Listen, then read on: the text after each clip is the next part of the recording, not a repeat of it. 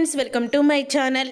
ప్రాణాపాయ స్థితిలో ఉన్న చక్రవర్తిని చూడడానికి వెళ్ళి తన పుట్టుక గురించి గుండె పగిలే నిజాన్ని తెలుసుకున్న క్రిష్ అసలు ఇదంతా ఎలా జరగబోతుంది అనేది మీరు తెలుసుకోవాలనుకుంటే వీడియోని తప్పకుండా లైక్ చేసి ఛానల్ని సబ్స్క్రైబ్ చేసుకొని పక్కనే ఉన్న గంట సింబల్పై ఆల్ అని క్లిక్ చేయండి. క్రిష్ నా కన్న కొడుకని ఒక ఆమె ఇంటికి రావడంతో అందరూ కూడా షాక్ అయిపోతూ ఉంటారు. సత్య వేసిన పథకంతో మహాదేవయ్య అయితే షాక్ అయిపోతూ ఉంటాడు. అప్పుడు ఇక భైరవి ఎవరో ఒకరిది వచ్చి తను చిన్నాకి నేనే కన్న తల్లిని అని చెప్తుందయ్యా అని అంటూ భైరవి మహాదేవయ్య దగ్గర చెప్తుంది. అప్పుడే మహాదేవయ్య బయటికి వెళ్ళేలోపే ఆమె లోపలికి వచ్చేస్తుంది. ఏంటి బావా, నన్నే మర్చిపోయావా? మన కొడుకు ఎక్కడున్నాడు బావా అని అడుగుతూ ఉంటుంది. అప్పుడే మహాదేవయ్య ఎవరు నువ్వు అని అంటూ ఉంటే, నాకు తెలుసు, నేను ఇక్కడికి వస్తే నువ్వు అలాగే అడుగుతావని నాకు తెలుసు, అందుకని నేను ఇప్పుడు వచ్చాను. ఈ మధ్య నువ్వు నా దగ్గరికి రావడమే మానేశావు, అందుకే నేను వచ్చాను బావా అని అంటూ చెప్తూ ఉంటుంది ఆమె. అప్పుడే ఇక క్రిష్ను పట్టుకొని, బాబు క్రిష్ ఎలా ఉన్నావమ్మా, నువ్వు నా బిడ్డవి, నా కన్న బిడ్డవి అని అంటూ ఉంటే, ఏంటండి ఎందుకు నాకు ఇంత అన్యాయం చేశారు? అసలు నా కడుపున పుట్టాడు చిన్నాని తన కొడుకు అంటున్నదేంటి, మిమ్మల్ని తన భర్త అంటుందేంటి అని అంటూ భైరవి అడుగుతూ ఉంటుంది.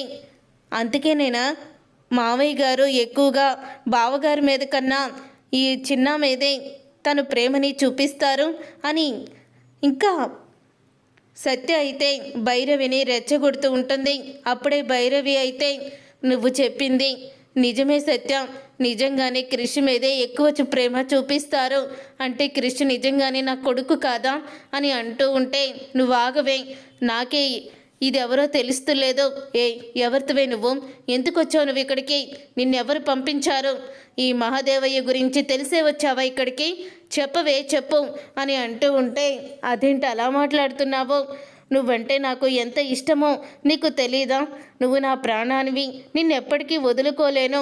కానీ మనకి పుట్టిన ఈ బిడ్డను మాత్రం నేను నా ఇంట్లోనే నా బిడ్డగా పెంచుకుంటానని ఆ రోజు హాస్పిటల్లో నీ మొదటి భార్యకి నాకు ఒకేసారి డెలివరీ అయినప్పుడు నా కొడుకు నా దగ్గరనే ఉండాలి అని నీ భార్య దగ్గర ఉన్న కొడుకు చనిపోతే తీసుకువచ్చి నా కొడుకుని పెట్టావు కదా, ఇవన్నీ కూడా నువ్వు మర్చిపోయావేమో, నేను మర్చిపోలేదు అని అంటూ ఉంటే ఆ మాట విని భైరవి ఒక్కసారే షాక్ అయిపోతూ ఉంటుంది.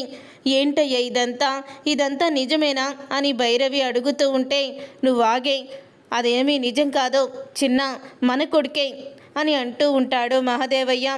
అప్పుడే ఇక ఏంటన్నయ్య ఇదంతా, అసలు నువ్వేనా?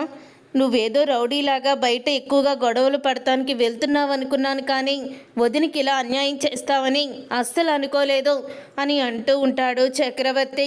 ఇక చక్రవర్తి అలా అనగానే అప్పుడు ఇక సత్య నవ్వుతూ ఉంటుంది.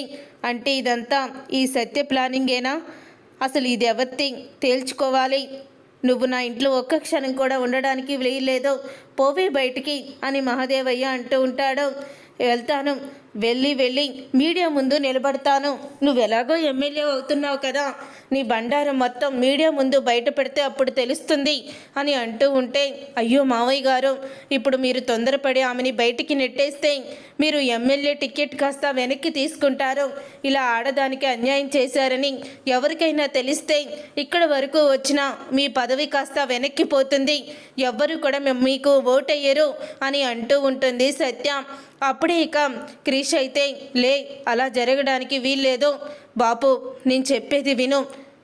ఈ ఎలక్షన్ అయ్యే వరకు తనని ఇక్కడే ఉండనిద్దాము, ఆ ఎలక్షన్ అయిన తర్వాత అప్పుడు దీని సంగతి తెలుద్దాం అని అంటూ ఉంటాడు క్రిష్ అయితే. అప్పుడే ఇక మహాదేవయ్య, అదే కరెక్ట్ అని, ఈ ఎమ్మెల్యే ఎలక్షన్ అయ్యే వరకు నిన్ను నేను భరిస్తాను. సరే, నువ్వు చెప్పేది నిజమా కాదో తెలిసేయడానికి నువ్వు కొన్ని రోజులు ఇక్కడే ఉండు అని మహాదేవయ్య అంటూ ఉంటాడు. అదేంటయ్యా, తీసుకొచ్చి సవతిని నా నెత్తి మీద పెడతానంటున్నావు, నేనెట్టా ఒప్పుకుంటాను అని అంటూ ఉంటుంది భైరవి. అప్పుడే ఇక మహాదేవయ్య అయితే, ఎలక్షన్లు అయ్యే వరకు ఓర్చుకో భైరవి, కానీ నేను ఒక్క మాట చెప్తున్నాను, నువ్వు తప్ప నాకు ఏ ఆడదానితో సంబంధం లేదు అని అంటూ మహాదేవయ్య చెప్తాడు. అప్పుడే ఇక భైరవి అయితే దాన్ని చూసి కోపంతో రగిలిపోతూ ఉంటుంది.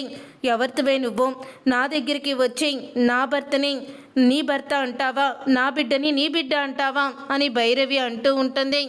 లేదు, నిరూపిస్తాను, చిన్న నా బిడ్డే అని అంటూ ఉంటుంది తనైతే. ఇదంతా జరుగుతూ ఉండగా అప్పుడే ఇక బయట కూర్చున్న మహాదేవయ్య దగ్గరికి సత్య అయితే వెళ్తుంది. ఇక సత్య వెళ్ళి అంటూ ఉంటుంది, ఏంటి మావయ్య గారు, ఏంటి ఆశ్చర్యపోతున్నారా? ఎవరితో వచ్చి క్రిష్ నా బిడ్డ అని ఎందుకు అనుకుంటుందని మీకు సౌండ్ లేదు కదా, అదంతా చేసింది నేనే అని అంటూ ఉంటుంది. సత్య అయితే ఇక ఆ మాట విని ఒక్కసారే షాక్ అయిపోతూ ఉంటాడు. మహాదేవయ్య, నా అనుమానమే నిజమైంది, ఇదంతా చేసింది నువ్వే అన్నమాట అని అనగానే, అవును మావయ్య, ఇదంతా చేసింది నేనే, ఇక నా నుంచి మీరు తప్పించుకోలేరు, క్రిష్ ఎవరు కొడుకో మొత్తం నాకు తెలిసిపోయింది అని అంటూ ఉండగా చక్రవర్తి వస్తాడు. ఎందుకన్నయ్య ఇంకా నువ్వు దాచాలన్నా దాచలేవు, ఎందుకంటే నా కోడలు వేళ్లతో సహా నువ్వు పెంచుకున్న వృక్షాన్ని పీకడానికి సిద్ధంగా ఉంది అని అంటూ ఉంటే అప్పుడే ఇక మహాదేవయ్య, ఇప్పటి వరకు పోన్లే అని వదిలేశాను, ఇక మీదట నేనేంటో చూపిస్తాను అని మహాదేవయ్య అంటూ ఉంటాడు.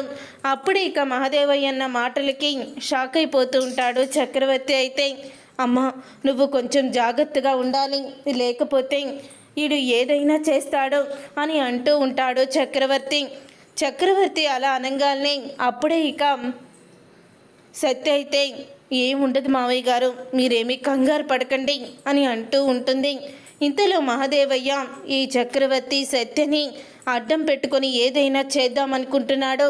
వీడినే ముందు లేపేస్తే గొడవ వదిలిపోతుంది అని కారులో వెళ్తున్న చక్రవర్తిని లారీతో తన మనుషులతో గుద్దిస్తాడు మహాదేవయ్య.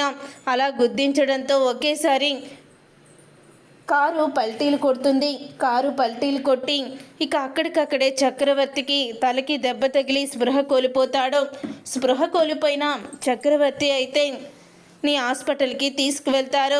తను ప్రాణాపాయ స్థితిలో ఉన్నారని డాక్టర్లు చెప్తారు. అప్పుడే ఆ విషయం తెలుసుకున్న క్రిష్ అయితే హాస్పిటల్కి వెళ్తాడు. క్రిష్ హాస్పిటల్కి వెళ్ళేసరికి అంతకన్నా ముందే మహాదేవయ్య అక్కడ ఉంటాడు. ఇక మహాదేవయ్యను చూసి బాపు వచ్చినట్టున్నాడు అని లోపలికి వెళ్ళేసరికి అప్పుడే మహాదేవయ్య అయితే, నీ కోడలికి నేను చేసిన కుట్రలు అన్నీ కూడా చెప్పి నా మీదకే దానిని బాణంలాగా వదులుతావా? నీకు ముందు నుంచి చెప్తూనే ఉన్నాను నాతో పెట్టుకోవద్దని, కానీ నాతో పెట్టుకున్నావో. ఇప్పుడు ఏమైందో చూడు. ఎప్పటికైనా సరే క్రిష్ని నా చెప్పులాగే కాళ్ళ దగ్గరే ఉంటాడు, గుర్తుపెట్టుకో. చిన్నప్పుడు నీ భార్యని నా చేతులతోనే చంపేసి క్రిష్ని నా కొడుకుగా భైరవి ఒడిలో పడుకోబెట్టాను. నీ దగ్గర పెరుగుతున్న సంజయ్ నా కొడుకు రుద్ర, సంజయ్ ఇద్దరు క్షేమంగా ఉండాలంటే నీ కొడుకు ఆయుధంగా మారాల్సిందే. ఎప్పుడు నా పెంపుడు కుక్కగా నా చేతిలోనే ఉండాల్సిందే, గుర్తుపెట్టుకో. ఇప్పుడు నిన్ను లేపేసినట్టే ఆ సత్యని కూడా చంపేస్తాను. ఇక మీ ఇద్దరితోనే నిజం సమాధి అయిపోతుంది అని మహాదేవయ్య తను చేసిన కుట్రని తన నోటితోనే బయట పెడతాడు. తన పుట్టిక విషయంలో నిజాలు తెలుసుకొని క్రిష్ అయితే మహాదేవయ్య నిజస్వరూపం తెలుసుకొని షాక్ అయిపోతూ ఉంటాడు. చూసారుగా ఫ్రెండ్స్, రాబోయే కథలో ఖచ్చితంగా ఇలాగే జరగబోతుంది. మరి ఇలాగే జరగాలని మీరైతే కోరుకుంటున్నారా? అయితే వీడియోని తప్పకుండా లైక్ చేసి ఛానల్ని సబ్స్క్రైబ్ చేసుకొని పక్కనే ఉన్న గంట సింబల్పై ఆల్ అని క్లిక్ చేయండి.